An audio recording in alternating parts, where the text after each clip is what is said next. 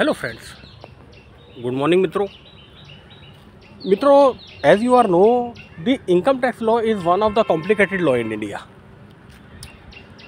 There is some limitation, there is some section जहाँ पे limitation लगा रखा है गवर्नमेंट ऑफ इंडिया ने, हमारे इनकम टैक्स डिपार्टमेंट ने. That is called limitation under the income tax act.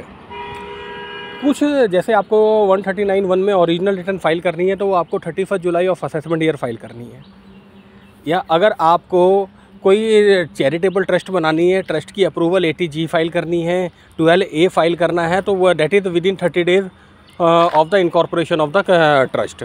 ये लिमिटेशन हो गई.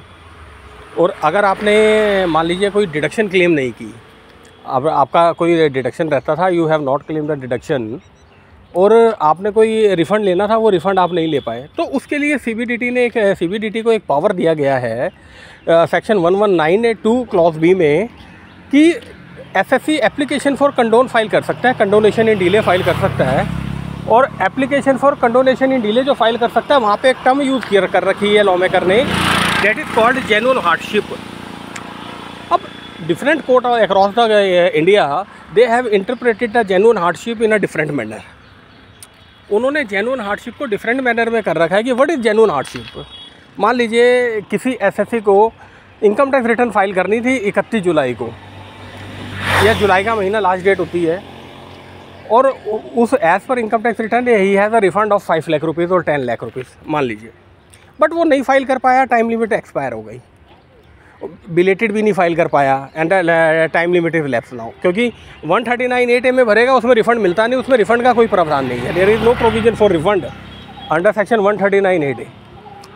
तो इस कंडीशन में, या कोई लॉस आपको हो गया, you have running a startup, you are running any business, और कोई लॉस हो गया, तो आप उसको अपना लॉस को कैरी फॉरवर्ड करना चाहते हैं और आपने वो रिटर्न में नहीं दिखाया, टाइम एक्सपायर्ड हो गया. तो सेक्शन आपको बताता है if there is a genuine hardship, कोई मेडिकल ग्राउंड पे है, कोई एक्सपायर हो गया है, कोई क्रिटिकल सिचुएशन है, सिविल वार छिड़ गई है, या किसी एरिया में अर्थक्वेक आ गया है, this is called as a genuine hardship. और अगर जेन्युइन हार्डशिप लगता है, आप उस पर application for condonation in delay file करो, ऐसे डिपार्टमेंट में फाइल कीजिए.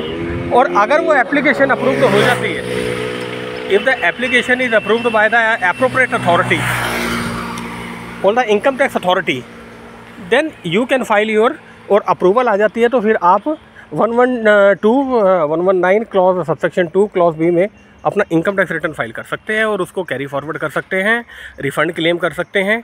ये नहीं टाइम लिमिट लैप्स हो गया तो इनकम टैक्स डिपार्टमेंट आपका हक मार लेगा, नहीं. Thank you.